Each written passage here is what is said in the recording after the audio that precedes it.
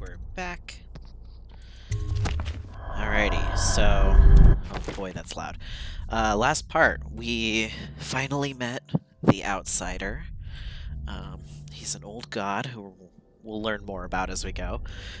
And he gifted us with his mark, which means that we get magical powers. So, hopefully, our whole mission in avenging the Empress, restoring our good name, saving Emily, all that good things, all those good things. Hopefully that'll be a little bit easier with some magic on our side. I don't plan to take other powers just to get the achievements that I want to get, but I might take some to show them off and then reload at a certain point. We'll see. We'll see if it happens. We'll see if it comes up. So these are bone charms. They provide small supernatural benefits, and they sing, which is cool. So grab all these.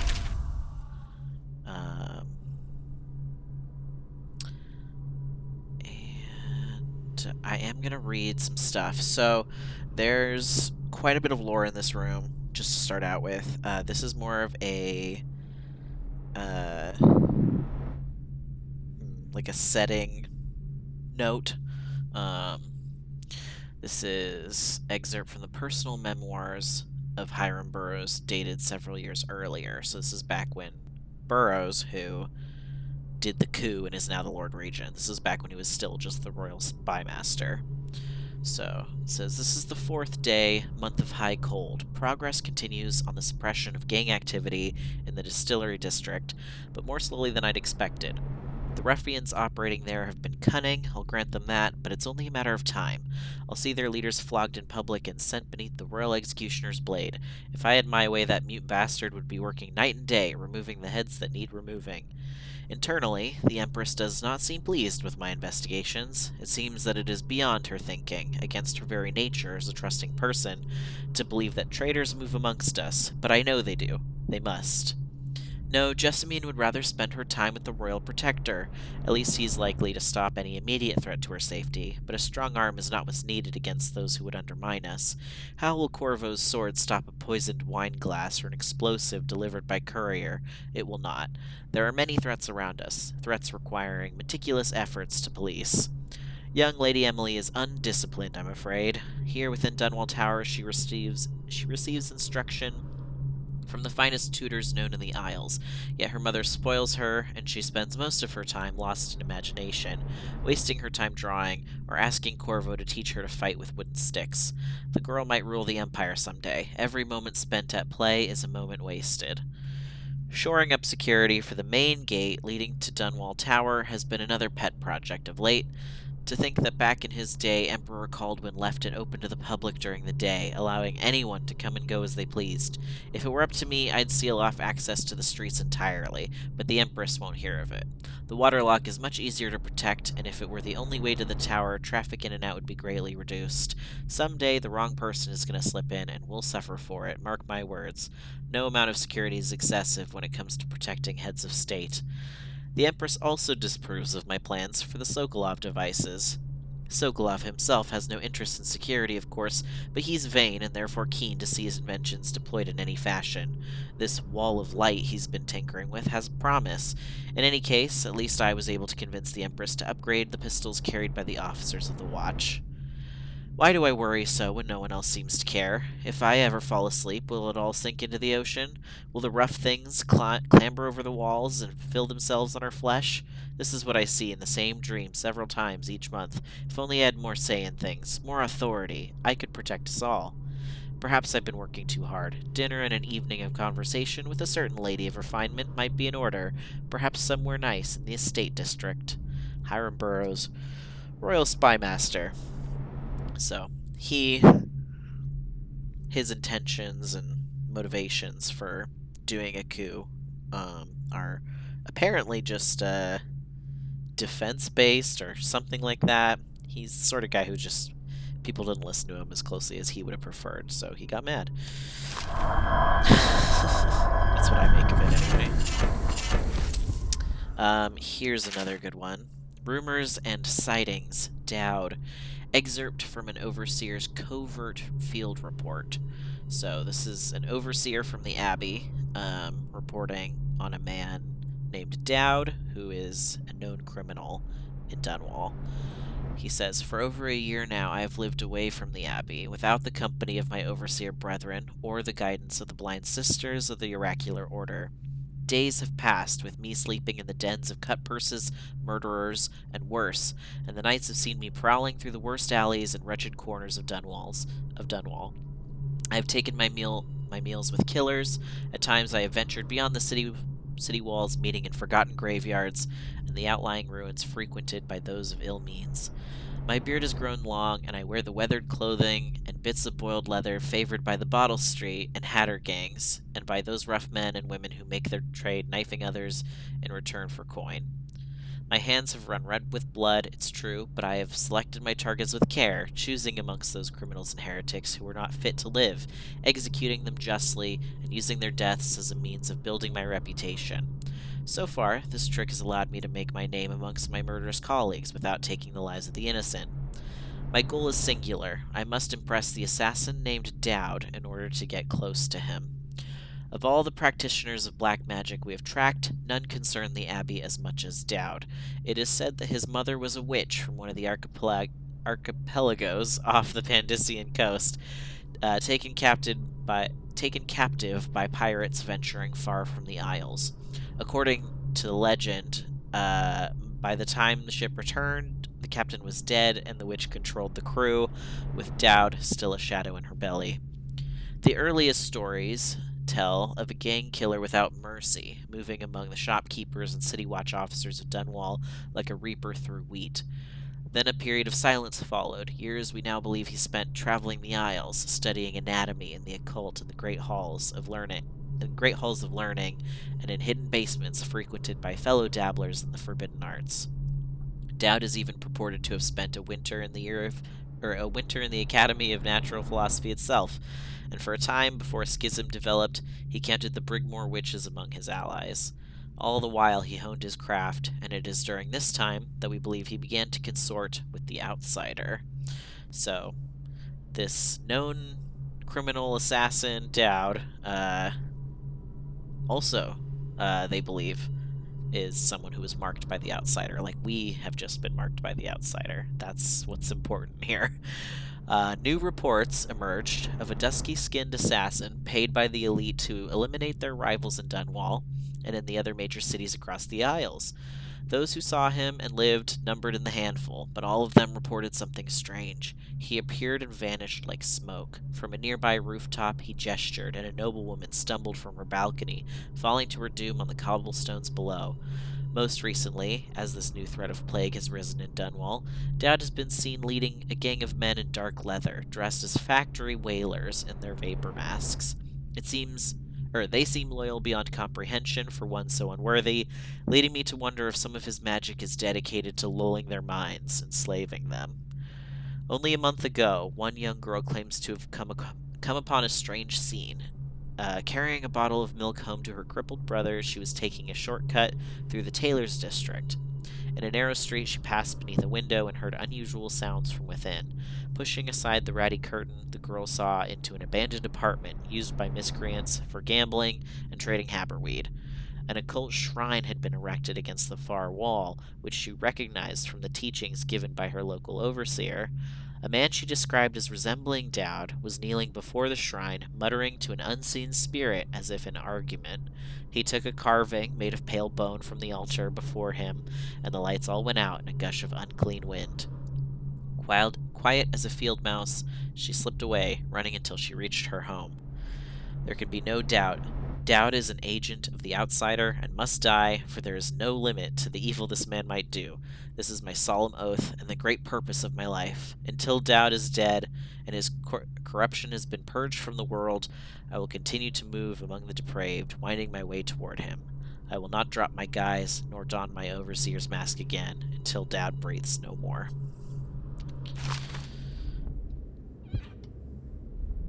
Bum, bum, bum, bum, bum.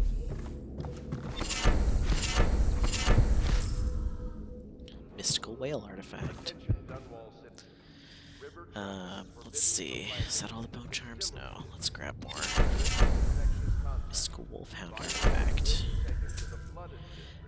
Okay, so Dowd, Master Assassin. Uh, if it's not explicit now, it will become later. But he's the man who killed the Empress. He's the man who flitted across the rooftop, teleporting with his little gang of assassin buddies, and they're all dressed like whalers. They've got the gas masks, and he's got magic powers too. And he's the one who killed the Empress. So any information on him is probably good. Now these two I'm going to read together. This is about Slackjaw, who is a local criminal. He heads up the Bottle Street Gang. And then this is the Journal of Granny Rags, who is another figure known in Dunwall. Let's start here. Early life and criminal record, Slackjaw. Excerpt from a series of letters sent by a member of the Bottle Street Gang. You want the chinwag on Slackjaw, what he was like when he was young, before he got his name. Oh, he's got a cool head now, but it weren't always like that in the days before he was boss of the Bottle Street Gang. Time was, young Slackjaw wasn't such a reasonable man. Like most of us, he grew up on the streets, running with a pack of ragamuffins and avoiding the law, pinching whatever he needed. Dark-haired and dark-eyed, smoking a pipe by the age of 10. For them born to the brothels or coming from the orphanages, it was either the gangs or working with the mudlarks, and no one wants that. Some got pressed into the Navy or put down in the mines run by the Pendleton or Boyle families. As hard as it was on the streets, as hungry as we all got, at least we was free. By the time we weren't little uns anymore, Slackjaw was one to watch, usually calling the shots when we took down a farmer's cart or sidewalk street vendor. He'd come up with the plan, give everyone some part to play, and decide on the split. Most of us just went along because we learned fast that we made out better like that. More food, more coin, plus none of us wanted to deal with Slackjaw when he was in a rage. He worked on a couple of big jobs with Black Sally across town, and that was enough to get the attention of the other bosses. He wasn't just a street kid anymore. Now he was an up-and-comer, which meant trouble. Another guy who fancied himself as such was Mike the Fish, who was working his way up running the protection racket among the factory women. One fine evening, we're all taking in a body show at the theater house. Mike the Fish and his lot are there in the cheap seats too, just down the aisle from us. Mike gets a wild idea. He wasn't big on planning, and throws a heavy ceramic spittoon at Slackjaw, hits him square across the face, and breaks his jaw. We look to see if there's going to be a blood brawl, but Slackjaw just points at the door and we all leave, with Mike laughing at our backs. Waking up the next day without telling us why, Slackjaw motions for us all to follow. He still can't say a word, so we just come along. We stop at the docks and Slackjaw buys, actually pays coin for it, a heavy chain covered in hooks. It's for fishing in the deep, something you'd attach to a long line off the side of a ship. It's about 4 feet, made of thick links, and there are shark hooks coming off it at different angles. Slackjaw's got that thing wrapped around his left arm, dangling at his side.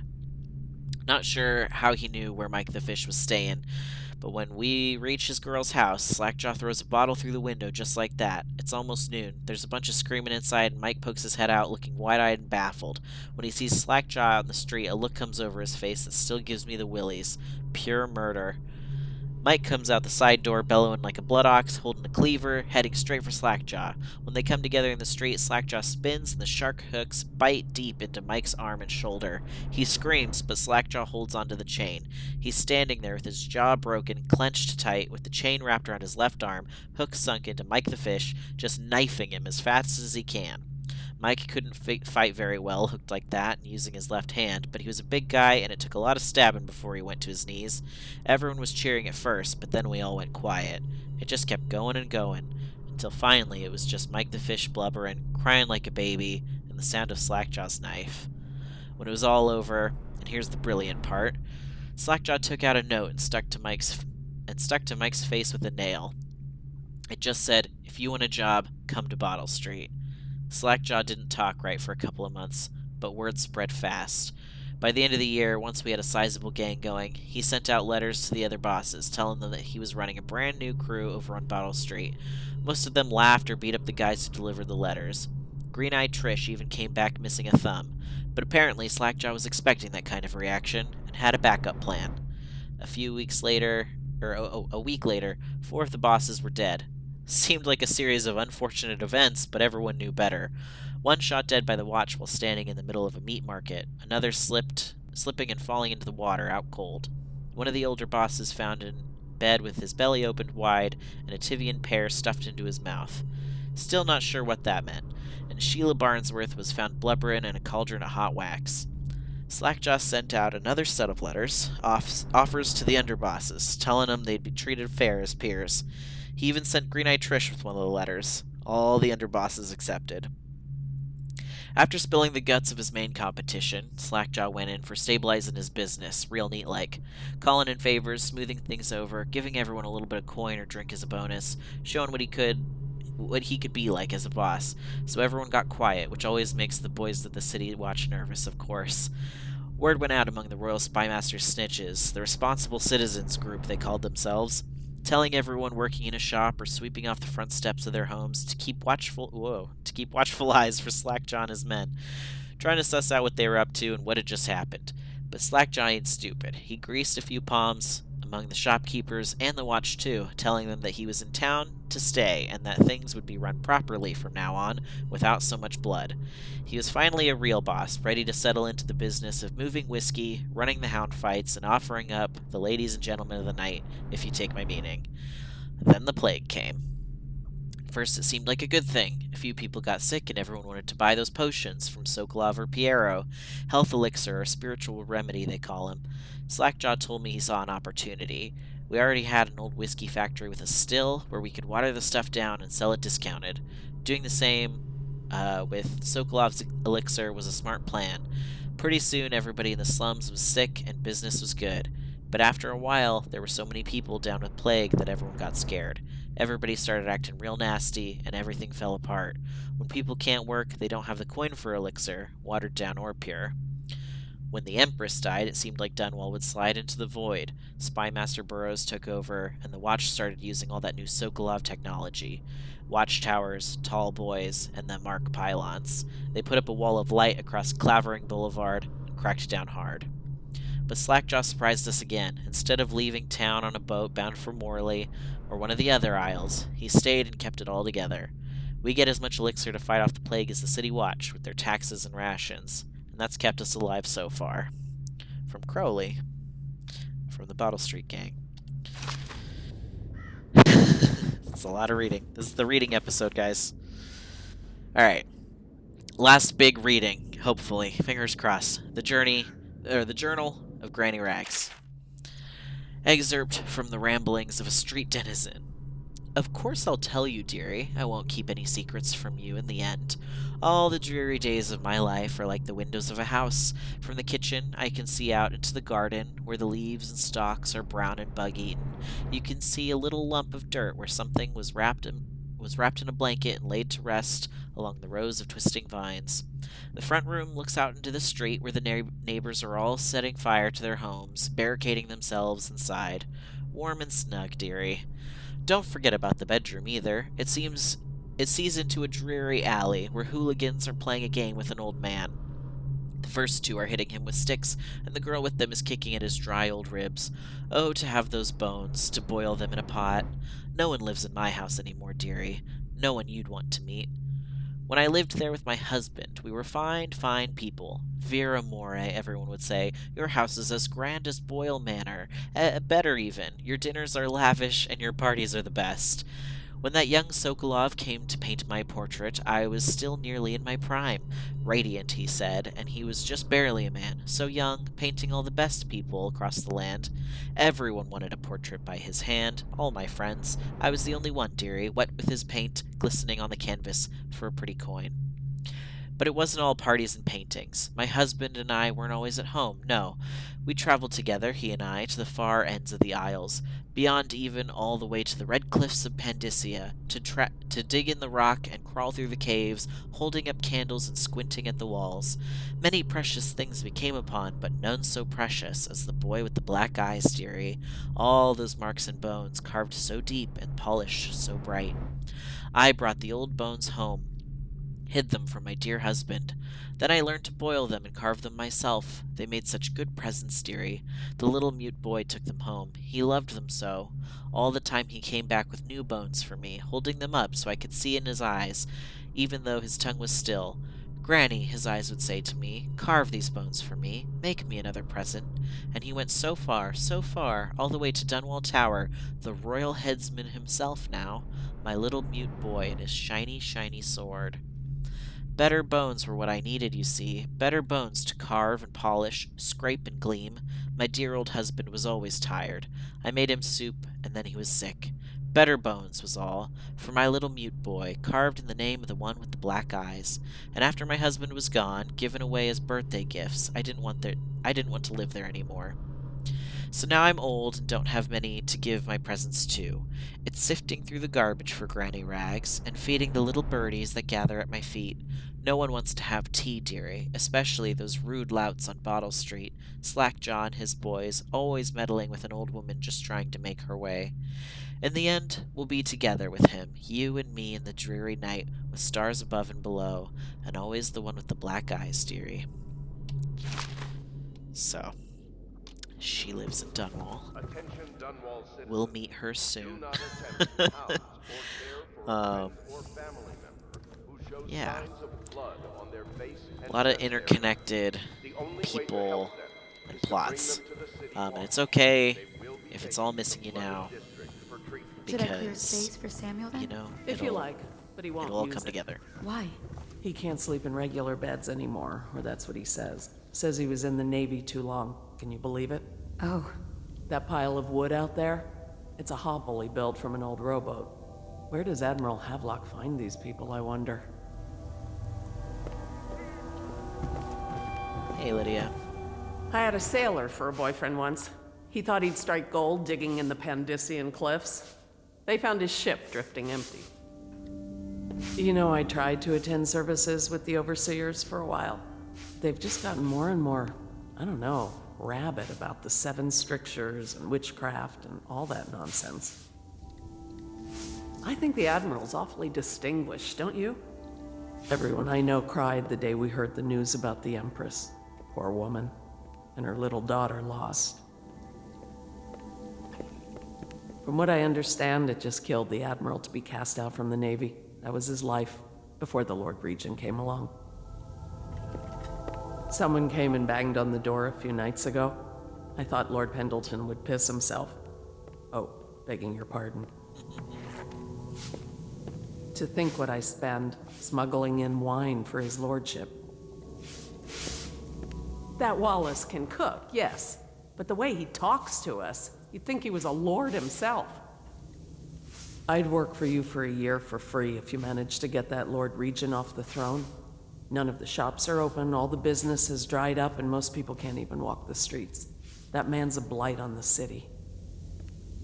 Some interesting lore. So, turns out Havelock didn't just stop being in the Navy, he was discharged.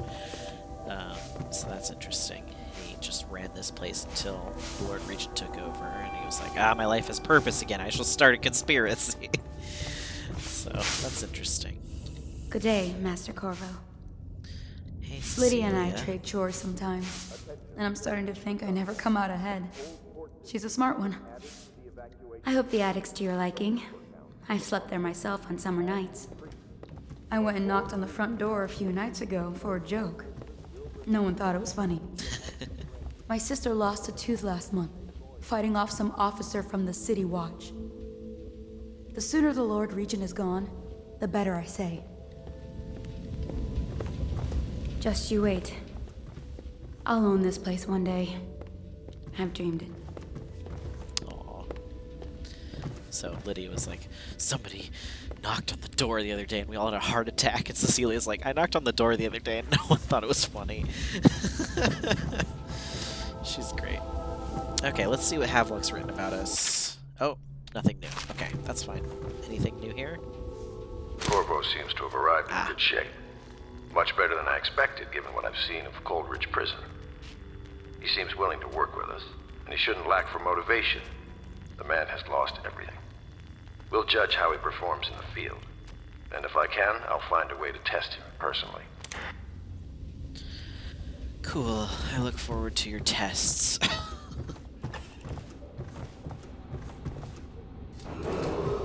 Attention Dunwall citizens.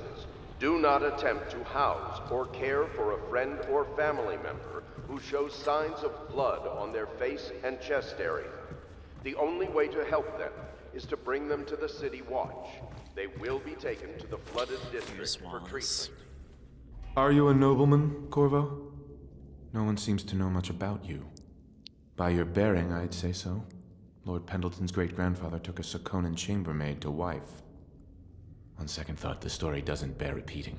Even the finest blood can go bad, here and there. Rude. There's a little Tivian blood in the Pendleton line. That's the worst anyone could say about them. I think it's come out in the brothers, just a little bit. My Lord Trevor's pure as the Empress herself, I'm happy to say. Gross. The Pendletons are quite wealthy, but they were noble long before that. You've heard rumors about the Pendleton mines being worked by slaves, I suppose. Never been there myself, and I refuse to believe it.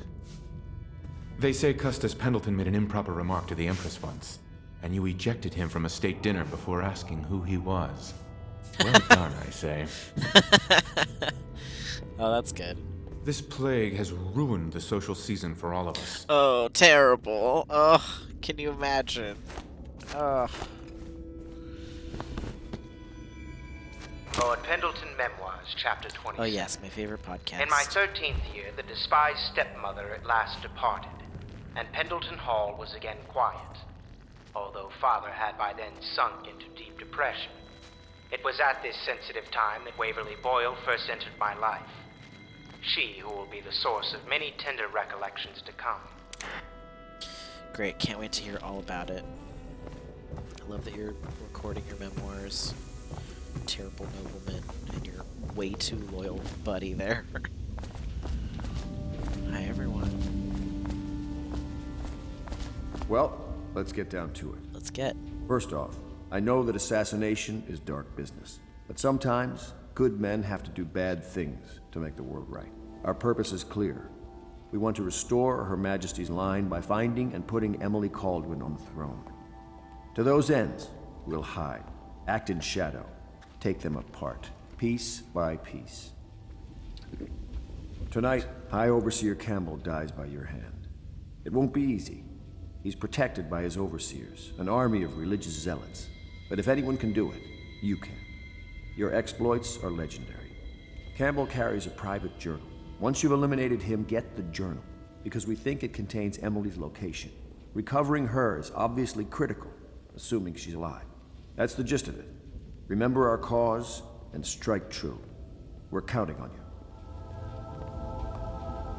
Another thing. Campbell is holding a former overseer by the name of Martin. He's one of us, and if you manage to find him, give him whatever help you can. He's a master strategist, and he got caught working for our cause. It'd be good to have him back here at the Hound Pits.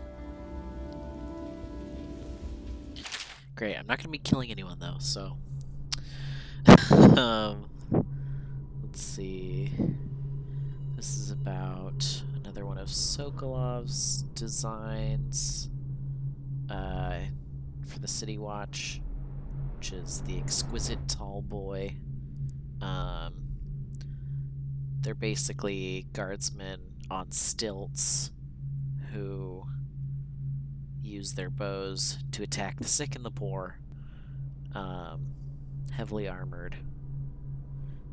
We know now that the tall boys are heavily drugged, imbibing a substance that renders them resistant to pain, but also dulls whatever empathy they might normally possess. So, that is the horrible tall things that we saw in the void. Now we know what they are. Coins, yes please. Attention, citizens of Dunwall. The old port district has been added to the evacuation list. The Weeper count for the month of seeds has increased. The Lord Regent has decreed that plague ordinances will remain in effect through the month of rain. Stay alert and stay loyal.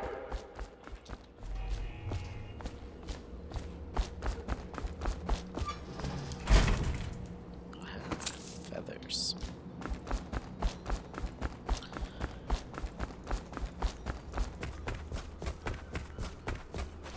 Alright, let's see if we can get anything out of Piero before we go. Does part of the soul live in the heart? If the heart keeps beating, does that mean that the spirit is never released into oblivion? I can keep a heart beating forever with electricity, but what does that mean for any essence trapped within? It'd be easier if I created these processes in waking hours. I am uneasy pursuing avenues that emanate from my dreaming mind. So, Piero's dreams that he uses for his dimensions come from the void, which is interesting. What can I do for you? He's not marked by the outsider, but he does have some connection to stuff that he probably shouldn't. Oh, we're suddenly loaded. That's right. We picked up all those things. So let's just get what we need.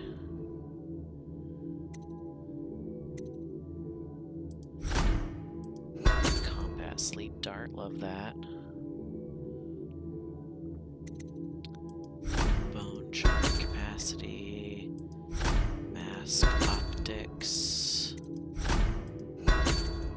Oh yeah, we haven't even done our bone charms. Crossbow reload, sure. Why not? Okay. Great. Anything new here? No.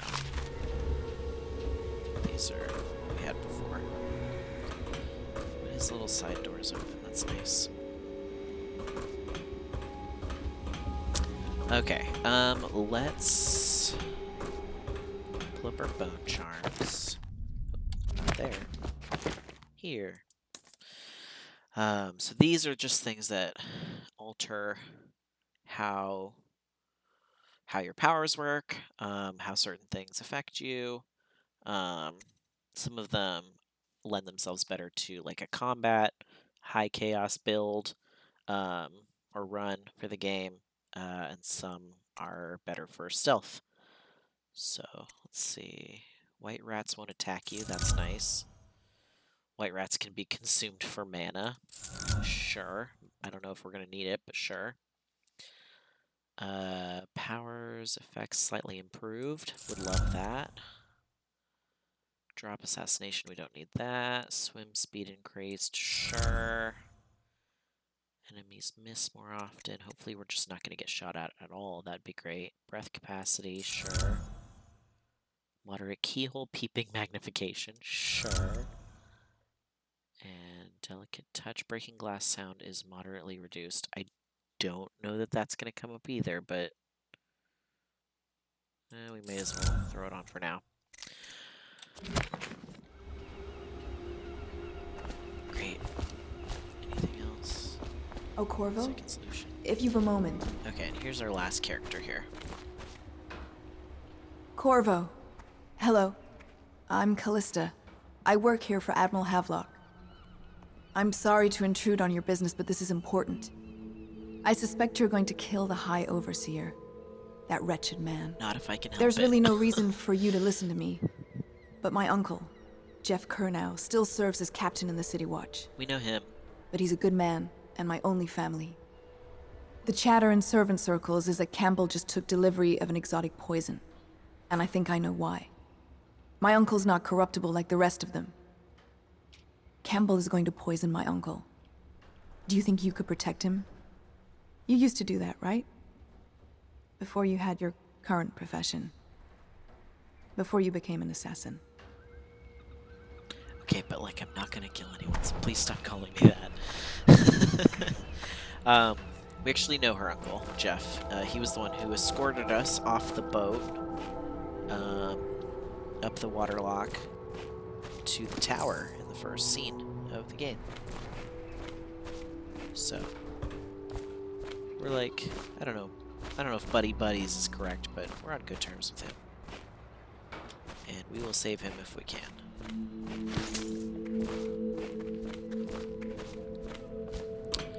Alrighty. Hey, Samuel. Alright, I'm gonna end this here. Next part, When you want to set out, just give the word.